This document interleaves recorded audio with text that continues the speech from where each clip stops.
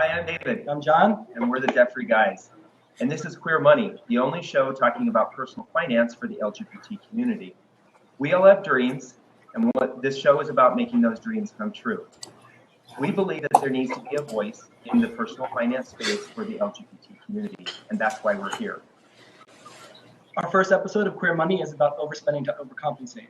I was recently on the Wealthy Single Mommies podcast, Like a Mother, hosted by Emma Johnson, and she's also over at Forbes magazine. On that podcast, we discussed overspending to overcompensate and why gays seem to have so much debt. So that's what we wanted to elaborate on today. One of the theories that she and I came up with was that maybe we're trying to make up for what we felt like we were lacking in the past or we were lacking in the present day. So we'll discuss that in today's show. Our sponsor today is HIV Smart. We want to thank them for their sponsorship. HIV Smart is dispelling the myths of HIV. So we thank them for their sponsorship. We visit their website at hivsmart.org. All right, and Queer Money is an open conversation.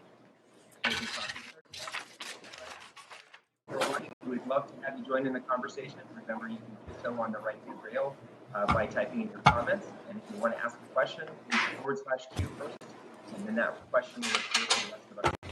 So let's go ahead and meet our guests. Yes. So we're going to ask everybody to give a brief introduction of themselves and whatever it is that you're plugging or where people can find you. So to get started, since I'm fond of David's, let's get started with David Rae. Oh, David, you're on mute.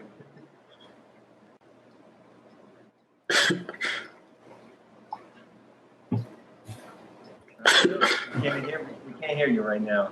All right, let's. How about Bob? Do you mind getting us started? Sure. So my name is Bob Wheeler. I'm a CPA. I wrote a book called The Money Nerve, and I work with people on finding their money nerve triggers and working with people on the emotions of money. I have workshops. You can check out my website at themoneynerve.com. So I'm looking forward to the conversation. Yeah, we're very excited to have you because I think a lot of this is going to touch on emotion. And that's why we wanted to invite you to our show. Great. For sure. Right. David, can we hear you now? Go ahead. Okay. Hi, I'm Michael Stewart. I have a degree in design and fashion marketing. I love art. I hope to, inspire people through art and fashion. And you can find me on Facebook. What's Out There by Michael Stewart, and I'm just now getting on Twitter, so we'll see what happens over the next year. Thank you. Yeah, exactly. To bring us in for the close, David. Can you hear us? Oh, you can't hear us now? Oh, no. No. Can you unplug your headset? Well, let's let him work on that. Let's go ahead and get the conversation started. Yeah. So we wanted to kick this conversation off. We wanted to start with some entertainment and fun. So do either of you have an entertaining or fun story to share? We have one, but we're going to let you guys go first. On you or your clients who might have overspent to overcompensate? Bob, you want to go first? Well, I mean, I don't know. Well, now it's probably funny, but one of the things I used to do was I felt like if I didn't pick up the tab everywhere I went for dinner, then I wasn't a winner. I wasn't successful. And so I would constantly like, no, I'll get it. Even if there's 10 people at the table. And even if there was like maybe no money in my bank account, I would still like spend. And I remember one night, it was horrible. A long time ago, thankfully, I was trying to, I wanted to show appreciation for these people to take care of me. So I said, I'm going to pay the bill. And I had no money at the time. I was studying for the CPA exam, living out of my car. And so I put out a credit card. It came back declined. Then I put out another card, it came back declined. And I'm like, shoot. And I did one more card, came back declined. So then my friend said, let me just pay it. And I said, that's cool, but let me write you a check to cover it. And then I bounced the check.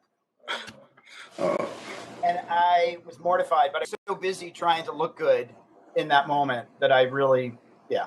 So why do you think, touching on the money nerve, why do you think that was so important to you to look good, to have put on that persona?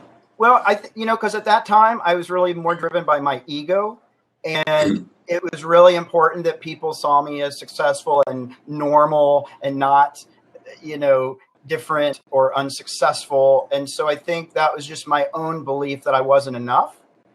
And I think that's really a common theme for a lot of people, is that I don't really deserve it.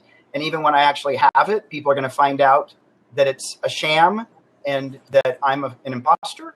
And so I think for me, it was really important that like people like know that I'm like what I believe that I am, even though I don't really truly believe it. Right. Yeah, that makes a lot of sense. And we can certainly identify with that. David, can we hear you? No. No. Sorry. Well, maybe he knows sign language. Can you reboot your computer? Oh, no. But the tie looks good. Okay. I know. There we go. Oh, that's a bummer. So hopefully you can join us a little bit later. So do you think, probably based on your story, I'm guessing, we're talking about the LGBT community. Right. Do your clients do you deal with any of the LGBT clients, and do you Oh yeah, lots. see them dealing with the same Yeah. struggle? Yeah, and I think a lot of it, like I know in LA, it's really hard because, there can be your neighbor or your friend might be making 3 times the amount of money that you're making. So they're driving a Porsche and they can afford it, right? And then you're sitting there saying, well, I should be driving a Porsche too. I don't want them to think I'm not on their playing field, right? And so, especially in LA, there's so many people that are putting on this facade that if the slightest wind came, everything would just be blown to pieces. And, we're all living this fake image and just hoping that nobody finds out. We're just running as fast as we can to keep up with the image. There's a lot of ego in LA, and it's important that appearances look good. Right.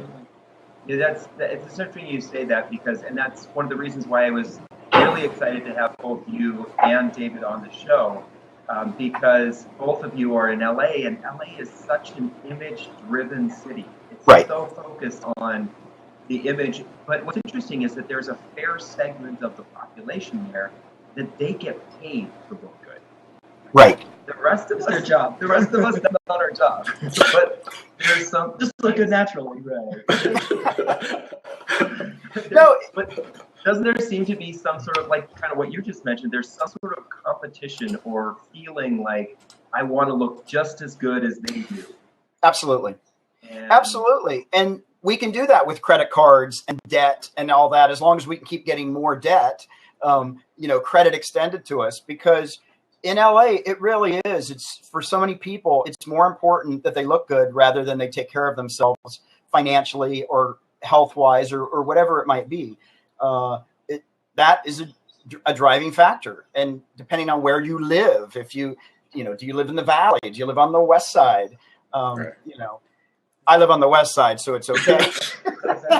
no ego. You're on the wrong side of the tracks. I'm on the right side. Of the Wow. We don't know LA well enough. We're coming out in May, so maybe we'll get to know the leads. Yep, absolutely. So do any of your clients, don't they feel precarious about the situation that they're in? Don't they see what their finances look like, and aren't they at all concerned about that? Well, I think most of them are concerned about it, but what I find is there's a real big disconnect between reality and what they're trying to project. And so the fact that I might be in debt, it's still more important for me to ignore that and just keep trying to live the image that everybody else, that I've come to, like this expectation that I'm going to live this kind of life, and I'm going to travel, or I'm going to have the fancy car. I have a couple, this couple, and they love to pay the most money for everything they have. They're like, man, we spent $15,000 on a jacuzzi. We could have gotten it for $5, but we spent $15. Right. And, we could have done our kitchen for $30, but we spent $100,000. We don't cook, but we spent $100,000 on our kitchen.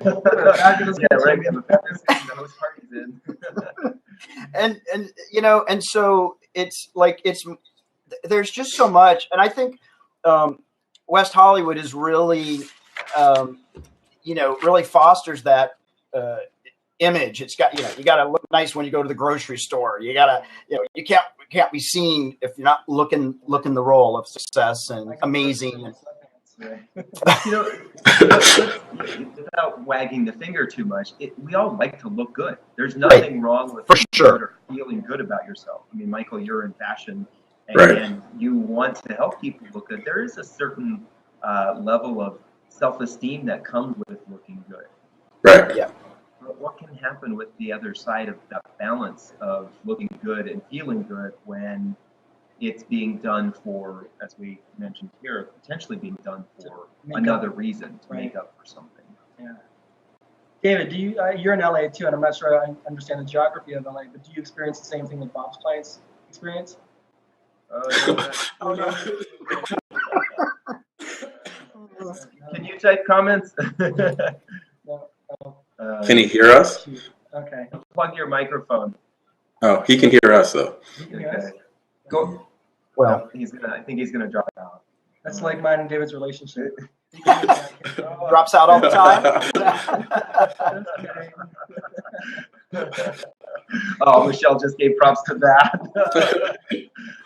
Well, so Michael, do you you're familiar with the Denver community, especially the gay community. Do you think that challenge in our community in Denver to try to look good, to impress, to try to live up to other people's expectations, even though they may not necessarily be able to afford it?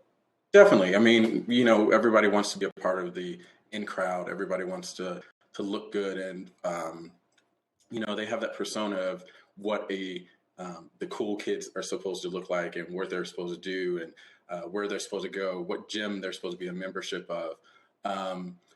Fashion, I mean, style. I think it just inherently goes with the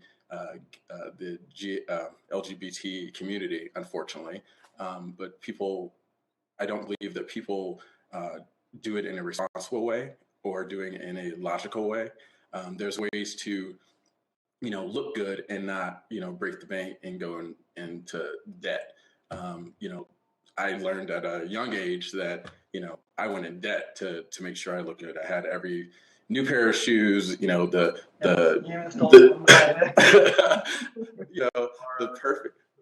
perfect pair of diesel jeans. And, I had to have a new outfit every time I went out because, God forbid that, somebody saw me in the same jeans, 2 days in a row. Oh. I know. John just nudged me. Exactly. I mean, but, that's just, unfortunately, that's just what, I don't know where it comes from, but it's taught and it's embedded within our community. And it wasn't until, I got a little older that I realized, hey, who am I trying to really impress? These people are not paying my bills. I'm the one that has to suffer, by going in complete debt, so I can look good and wear a nice T-shirt for, 30 minutes. So what was the catalyst of that change? What made you realize that you were spending unwisely? You just after a while, I think you start to get frustrated with yourself, at least for what I did. My thing was, wait a minute, it was just like that idea that just popped in my head. Nobody else is doing this, going to provide for me. I have to take care of myself. So, who cares if I'm not wearing, the most stylish jeans, but, the benefit that I had, I knew how to pair things nicely. So it looked like I was doing. That's why you're the fashion guru. Nice. Just to give Michael some props here. We recently, well, actually not recently, this was back in September, we went to a conference in Charlotte. A number of the people who are joining the conversation were there. And Michael came over and he wanted to help us to be able to attend the conference, look good, but do this in a money conscious way. So he basically looked at our closet, and we shopped our closet for probably more than 3/4 of the clothes that we wore to the event. And he just helped us to pair them in ways that we hadn't maybe thought of doing that ourselves, and that saved us a ton of money. And instead of, we still wanted to look good, and we were able to do it with what we already had. And that's a fun exercise that I've learned to do if, with events and stuff coming up, excuse me, having your friends come over and just kind of give you a new eye of what you already have, or just have them bring over, hey, we're about the same size, bring over a piece that you think would, fit me and go along with this event that I'm going to. So that's another way to save money. Well, there's this brilliant woman too that has this website called shopmycloset.com. There's information there. I have to check her out. We love Michelle. So I guess we've all decided that in general, the gay community does seem to spend a lot of money, and maybe more than they can afford. Do we think that the LGBT community is trying to make up for something, either their past or something in their present? Well, I think there's two parts. I mean, I think there's a second part to it besides just wanting to look good. I had a client that came to me that owed so much money to the IRS. He owed millions. I mean, he owed almost $1 million. And basically what happened to him was about, it's probably been about 20 years. He was diagnosed HIV positive. And he said, "Oh my God, I only have a year to live. And I don't care. I'm going to rack up all the debt. I'm going to have the best year of my life." And he said, and then I kept living.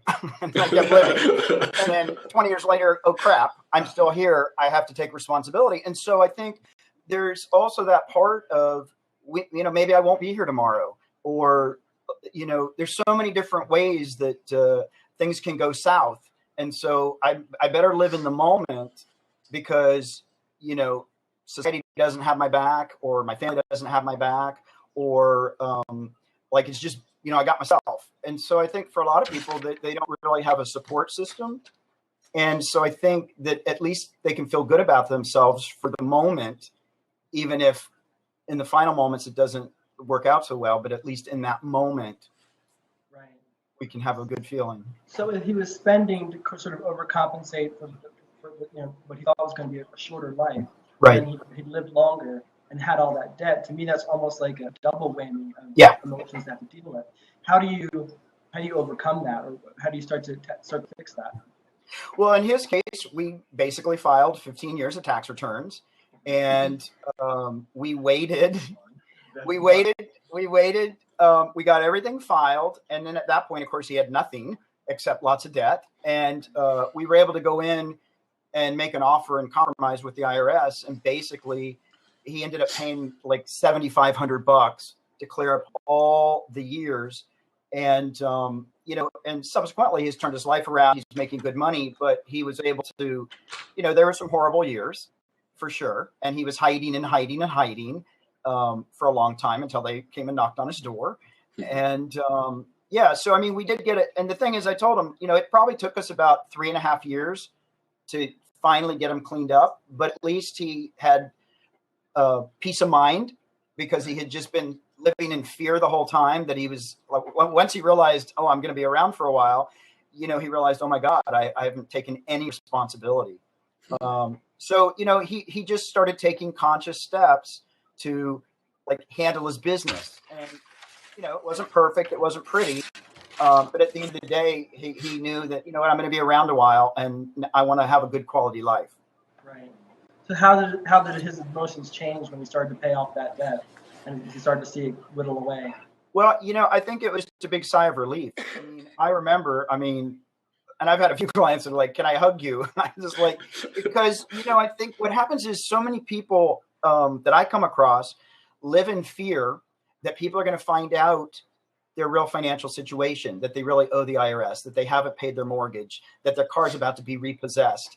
I've had people not telling their partners or their spouses that, the house is going to be repoed, until the notice goes up and they go, there's a notice on the door. Oh yeah, I meant to tell you that. 2 years ago, I stopped paying the mortgage. Right. And so we live in fear. It's like people would rather tell you, their sexual perversions than tell you their credit card balance. Right. Right. Oh, I can hear David now. Yeah, that is very interesting how our mindset has become so closed off, or that money has become such a taboo subject. That's one of the things that we mentioned in the brief little video that we did. More people would probably rather talk about sex than they would about money. Right.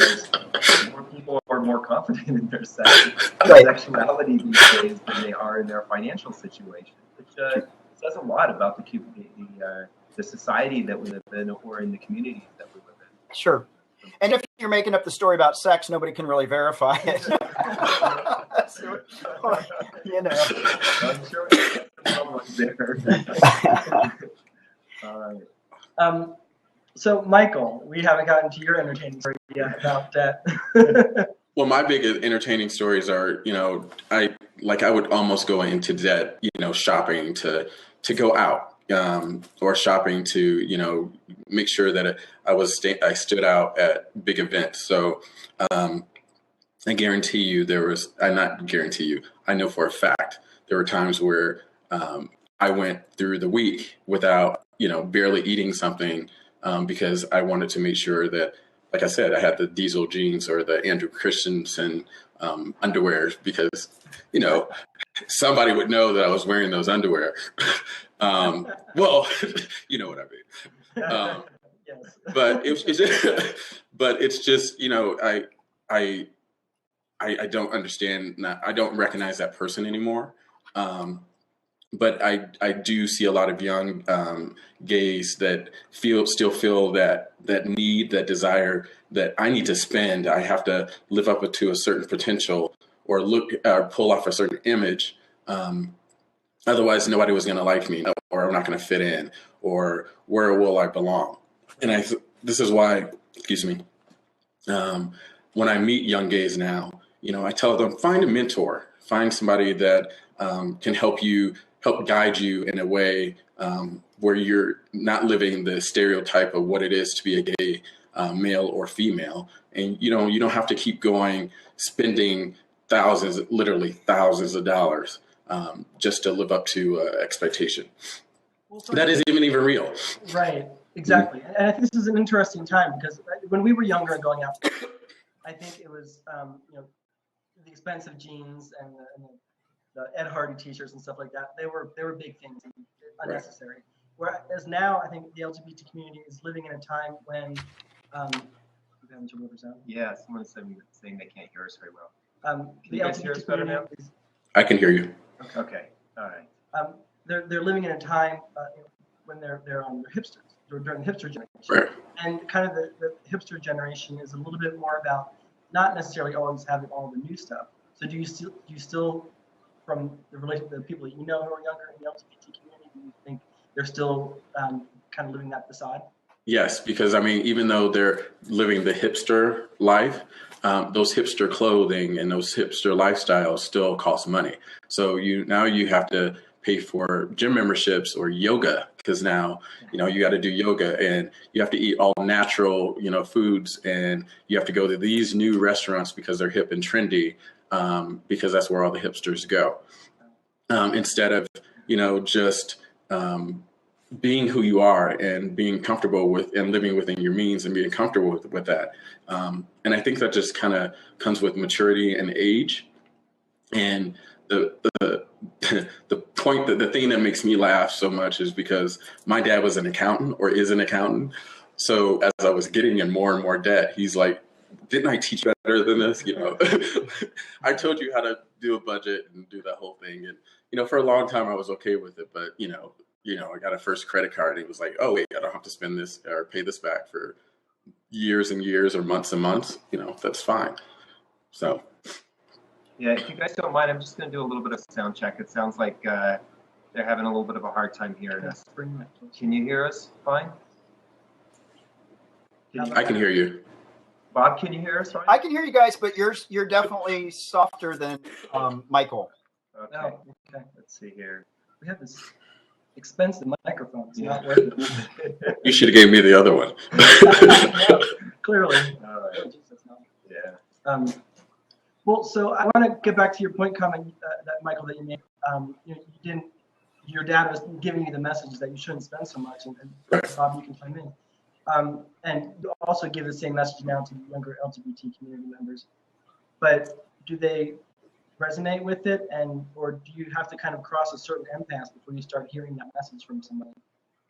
I think that just comes, it comes with maturity and it comes with wisdom and whether or not the person really wants to hear it. Just like a smoker or an addict, you can only try to help them so much until they're ready to make that change or make the difference. So, you can only give advice and hopefully they'll listen. And not to say that your advice that you're giving, is the best advice either. So, Bob, since when you try to uncover the money number of your clients, would you say that's accurate? Yeah, absolutely. Actually, the first thing when somebody comes to me and says, I want to do it different, can you help me? I'll say to them, are you actually willing to make some changes? right. I've literally had some clients say, no, I am not going to I'd like it to be different, but I am not going to do anything different. At which point I say, well, then actually I can't help you because I can only help people that are willing to step in and make the commitment to do something differently. Be uncomfortable, but be willing to step into the unknown. And some people emphatically say, yeah, that's not going to happen. I don't want to deal with that right now. But they know they're in a tough situation. Yeah, absolutely. And I've really had some weird conversations with people of saying, so you understand this and that. They're like, yeah, I get it. But I'm just hoping what you're saying is not really true. So I'm just going to go ahead and go with my belief system and hope that it works out, even though my sense is it won't. Right. But then they can sit there and tell themselves that, hey, at least I tried. Hey, I tried. I talked to somebody. I talked to a professional. Didn't work out. Work out. Well, I guess everybody has their own rock bottom. I think probably the analogy of the addict is true, right? Not until we were living in a basement apartment as financial services professionals, driving mediocre cars, did we realize, hey, our friends are flying past us, buying houses and having families. We just can't do that. It didn't make sense. So that was our rock bottom. So I guess we have to figure out what their own rock bottom is. Yeah. And I think it's interesting, Michael, you brought up the point about how the lifestyle of even the hipsters today, whether they're thrifting or whatever, it still is a very expensive lifestyle. Right. There's so many young people who are graduating from college today with massive amounts of debt that a lot of us didn't have when we graduated from college. And then it seems like the cost of housing in general is skyrocketing so high that you hear these stories of people who are living in 1,000 square feet and there's 4 people sharing an apartment, but they're still paying $2,500, $3,000 for an apartment. It kind of reminds me of when I was out in LA one time. This is a number of years ago. I was hanging out. I had met some people. I was hanging out with them that night and went back to their house. And it was 3 guys living in a 2-bedroom apartment, and one of them slept on the couch. But the one who slept on the couch had a brand new BMW 3 Series. And it was kind of an odd juxtaposition of lifestyles for me, thinking that here's somebody who's willing to sacrifice where they sleep and where they live so that they can have a vehicle. And I fear that lifestyle is creeping into middle of America just because the cost of living is going up so much, and the ability to pay for things, lifestyle or just the basic necessities, is being taken away from young individuals because of the amount of money they're paying towards the cost of schooling. It's unfortunate. Yeah. Well, part of the reason why we want to continue these kinds of conversations is to help warn people that there's so much more to life than getting in debt. That there's so many things that you can do and fun that you can have if you make the right choices. And that's really kind of like I mentioned in the beginning. Clear Money is about making our dreams come true. Making the right choices are the things that help us get one step closer to our dreams every day. Sorry, Bob, you had a comment? Well, one of the things like in LA, I've heard people say before, well, I know I'm never going to own a house and nobody's ever going to come to it anyway. They'll see me in my car. So it's more important that I have a good looking car because that's where I can show off who I am. Right. You are what you drive in LA to a degree. We've often shared that story, and I've always wondered what the mindset was behind why they lived like that and why they had the nice car and lived in a small house. But I guess there's logic there. Yeah. No, there's a lot of people in LA that are living 5 and 6 people to an apartment. They're trying to become a famous actor. They're trying to get into the entertainment industry, or they've come from another country and they're pulling it together, and they're all living on top of each other, but they're all driving Mercedes, or they all got their Porsches, right? They look good as soon as they leave their house. Well, I know we're bashing LA, but the same thing happens in New York too. And, Yeah. and Denver, and Denver. Yeah, for sure. And I think it's creeping across the country. Absolutely. And one of the things we have to recognize is that there are ways in which an individual can use debt wisely, and when it suits their lifestyle. But unfortunately, what we're seeing, at least what we think we're seeing, is that the vast majority of individuals are now financing a lifestyle that is disposable with that debt, rather than a lifestyle that allows them to increase the value of their life. Yeah, I think one of the things that we recognized when we paid off our debt, and that we actually seem to have as much, if not more, money than before, because we weren't paying all that money to service our debt. We could just pay for a bigger lifestyle, and at the same time as we watched our investment accounts grow and we're able to buy a condo. Right.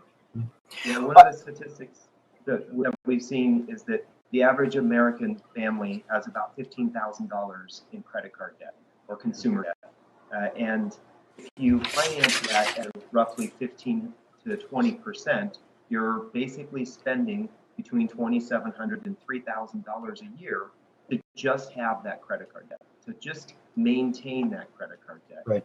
And that, to a lot of people, is a pretty nice vacation or down payment on a car. And to do that year after year after year because you wanted to have an extra bagel that morning, or you wanted to have a new shirt for the event that's this weekend, those kinds of things. Not if you eat too many bagels. Right. And the bagel is, way gone. So, Bob, you had a comment? Oh, well, I was starting to say, now I just forgot it. Sorry. I was like brain dead. Yeah, they'll come back.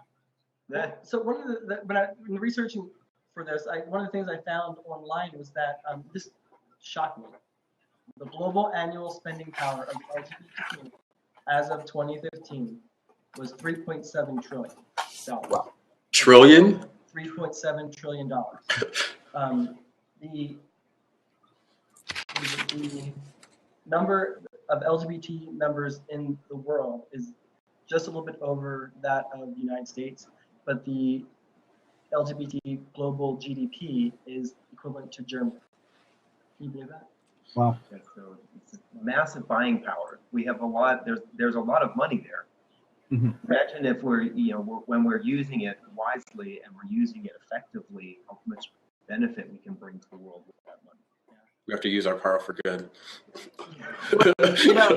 That's actually, now I remembered what I was going to talk about, which is, one of the reasons I think that people get themselves in so much debt, especially younger people, is because the media, I think, does a real disservice that we need to have it now. You deserve to have it now. You should pay for it later. There's no consequence. And so we're really pressured to take care of yourself, pamper yourself. You deserve it. You deserve it. And along with that, even one of the ads, I don't remember which one, but it was about the person actually using cash at the line instead of their ATM. And everybody's like, why are you wasting our time paying with cash when you could use a card?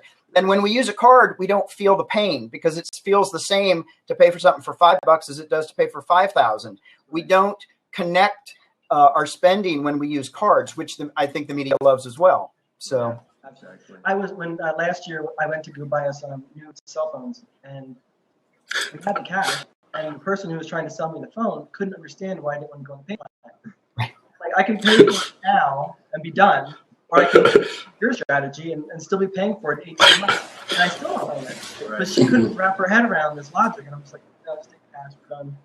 The other crazy thing about it is financing it over the 18 months was going to cost us. And John showed her this. He said, if you pay this amount for 18 months, it's going to cost us twice as much to buy these phones. Still didn't think it. Right. Sink into her head. Yeah. Doesn't make sense. Right. Yeah. So we did have a question here. Somebody did ask what is queer money. So I'm just going to reiterate what the purpose of our show here is that we think that there needs to be a voice that speaks for and about personal finance in the LGBT community. There are some nuances around finance and around money that are important for our community to talk about.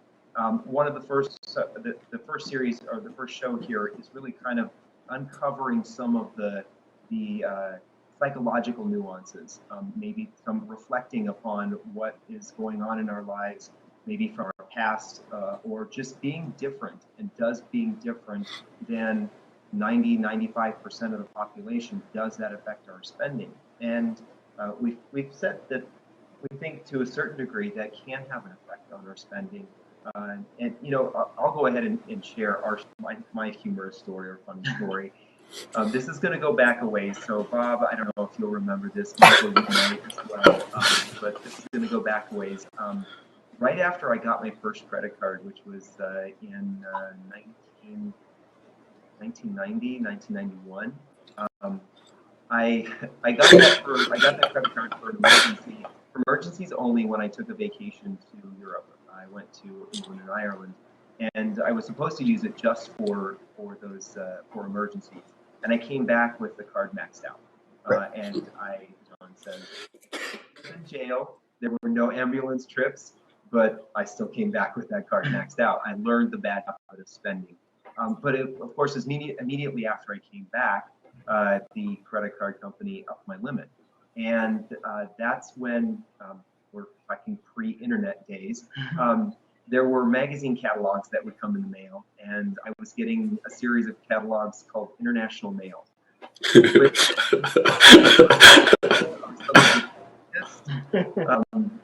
Clothing lines that there ever were when it came to what men should be wearing. But it was, to be honest, I felt like that's what I should be looking like.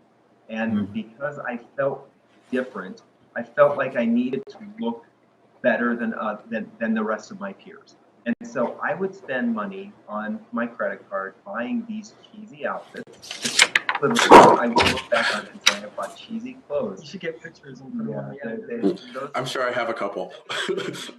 There is no evidence of this anymore. But I bought those all because I was trying to make myself feel better, because I knew I was different. So that's kind of one of the things we're talking about. Right. So I kind of want to wrap things up. One of the things I want to ask you, Bob, what would you say is like the first step that you sort of, whether you're gay or straight or whatever, to get your finances in order to start paying off your debt and improving your financial life? Reach out to the debt-free guys. There you go. Yeah. I mean, honestly, the first thing that I tell people is you have to be willing to say, I want to do it differently. I'm ready to make a change. Because if you're not even willing to do that, there's really no point going down that path, because it's not going to happen. I've tried with folks. So the first thing is saying, yeah, I'm willing to be uncomfortable. I'm willing to take a look at things. And typically when I work with people in groups or one-on-one, I ask people to start tracing back what were the messages that you got, either from your family, from your community, from wherever you got your messages that were good or bad, that says you need to spend to feel better, or you're not enough. And then really, I always ask people, what are your biggest financial fears? Where do you get triggered? What makes you angry? What scares you? If it's getting your credit card declined at a store, is it overdrafting your bank account? Is it being, humiliated in public? Whatever those things are. And then really start to think about, I always ask people, okay, tell me a situation you were in. And then now reflecting back, how could you have done it differently that might have had a more positive outcome? And so then we start to look at different ways we could, okay, so I get angry when this happens. All right, so I'll get somebody else to make the call so that I don't get angry. Or maybe I don't get rid of the emotion, but I find a way to manage it. Right. So I'm not saying that we get rid of all of our fears or our insecurities, but we can find ways to manage them. Yeah, I think what was very poignant for David and me when we first started getting out of debt was we sat down, we realized we hit a rock bottom and things weren't good.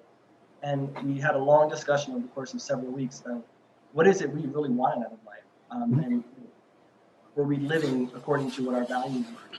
And after a couple of weeks of discussing that, we realized we weren't, and what we wanted to do wasn't necessarily what everybody else wanted to do. Right. But we were living according to what sort of everybody else expected, or we thought everybody else expected. Right. So once we were able to get that in line, for us, that was the first step in improving things. Right. Yeah, and Bob, kind of what you were talking about, speaking to the messaging and just a little personal story. I remember when I came out to a family member, that family member basically said to me, "You're never going to be happy, and you're never going to find love." And you know, that stuck with me for a long time, and I think that may have been one of the motivators in the back of my head, that I was going to prove them wrong. Right. And one of the ways that I could prove them wrong was to try to look the best and find somebody to love by looking good, or Right. you know, driving the right car. I mean, I bought a BMW when I should never have been buying a BMW. And Right. It, you know, I wasn't sleeping on the couch, but you know, I should not have back on it. So much more of my financial situation would have changed if I would have just bought a regular car. Yeah. Could afford it. No, I agree. I think when we can let go of our ego and let go of worrying about what other people think, and then actually just work on what serves and feeds our own soul and our own energy and our own heart, I think that's when we can get in alignment and make things happen. As long as we're driven by what does everybody else think, or I'm not lovable, or I've got to spend money for people to love me, then we're going to keep ourselves in that trap, and we're going to keep ourselves small. Yeah, absolutely. I would agree with all that. Yeah. So to wrap things up, let everybody make some closing comments if you have any. So we'll start with Michael. Do you have any last parting words for us? I say besides, you know, talking to maybe you guys or some other debt-free or guys, just great financial advisors. Yeah, guys too. Just, you know, honestly talking to a financial advisor, and like Bob said, being honest with yourself and saying, you know, I am ready to get out of debt, or I'm ready to make a change. And then also surrounding yourself with people that will support you in these changes, and being open and honest with not only yourselves and your partner, but being open and honest with your friends. Because, you know, sometimes your friends don't even know that you're in debt, and, you know, they're coming over and, hey, let's go have a drink, and let's blah, blah, blah. And, you know, after a while you're saying no. And, you know, then it becomes a personal thing for them. And it's like, well, Michael doesn't want to hang out with me anymore. You know, instead of me saying, hey, you know, I'm going through some stuff right now, I'm going to cut back on going out, or cut back on, you know, eating out and food and stuff like that, shopping. I think just being open and honest with, you know, yourself and those around you, I think that will truly help, you know, in the start of making things better. So we had to do that when we were getting into it. Yes, you did. And we were honest with some people, saying, you know, we're not going to spend as much time with you anymore, because we are focused on getting out of debt. And actually, I just wanted to comment and to Ampipe, SS33. We're getting ready to close the conversation down, so that's why we weren't opening the other seat up. We actually did have another member of the group that was a part of that, or a part of the conversation, but unfortunately we couldn't hear them. So we're not necessarily ignoring you, but we are getting ready to wrap. Yeah, we're getting ready. Hi, nonetheless. Michael, I do have one question. You were on Facebook, and you have a page called What's Out There by Michael Stewart. Is that right? Correct. And I'm going to put you on the spot a little bit here. I saw something the other day about you maybe doing a challenge. And are you going to take this challenge? I am going to take this challenge. So, what about this challenge? So my challenge is, and I've been encouraging friends and family to give me challenges, you know, on my Facebook page. So my big challenge is to actually have two. One of them is to do like a wine pairing, but instead of wine pairing, doing a like a night out. So picking your outfit, going to a decent restaurant, and having a great evening, but doing it on a budget and not overspending, and still feeling good about yourself. And yay. And then the other one is just to do like kind of a little makeover, and do it in an affordable way. And much like what I did with you guys, coming to somebody's closet or coming to somebody's home and seeing what they already have, and just kind of refurbishing what it is that they already have. Sometimes you have things in your closet that you just haven't paid attention to because you haven't lost weight, or they're just old. They're in the back of the closet, and you just don't, because you don't have that same eye as somebody else. Just having somebody else come in and say, "Here, try that with this." So I'm going to do that challenge. I just got over celebrating my birthday. Yay. So now I can focus on it. And for anybody who is interested, Michael's also a contributor to the Queer Money Lifestyle newsletter. So we'll start seeing contributions from him in the future. Yeah. Bob, do you have any closing comments for us? Well, I'll just, Michael actually touched on a lot of stuff that I was going to say. I really think it's important to find support groups and friends around you, and really just be honest in your situation rather than trying to pretend that you can afford to do things you can't. And then I think the thing that I would say to everybody, and I truly believe it, is that I think we all deserve to have everything, and that we're all special. And so really give up that story of that I don't deserve it, and stop making excuses and go out and have the life that you really want to have. Right. Yeah, you can have any life you want as long as you build it. Absolutely. Right. So we want to thank all of our watchers and guests today. We especially want to thank HIV Smart for their sponsorship. Don't forget to follow Michael at What's Out There on Facebook. David Rae, sorry he had to leave us, but thank you for trying to hop on. You can find him at the link that David's going to provide in the right way as well. And we definitely want to thank Bob for joining us, the Money Nerve. Bob has been a great partner of ours. Excuse me, I'm losing my voice. And we are actually working on an event in Denver in the near future, so look out for that coming soon. It should be a lot of fun. Like I referenced the Debt Free Guys newsletter. If you want to get subscribed to the Debt Free Guys Your Money Lifestyle newsletter, go to debtfreeguys.com. And if you found this interesting, please follow us on Blab and subscribe to next week's show when we're going to discuss how the perfect gay wedding doesn't have to ruin your perfect before it starts. So that's all we have. So thank you everybody for your time, and thanks for watching and joining. Bye. Take care. Bye.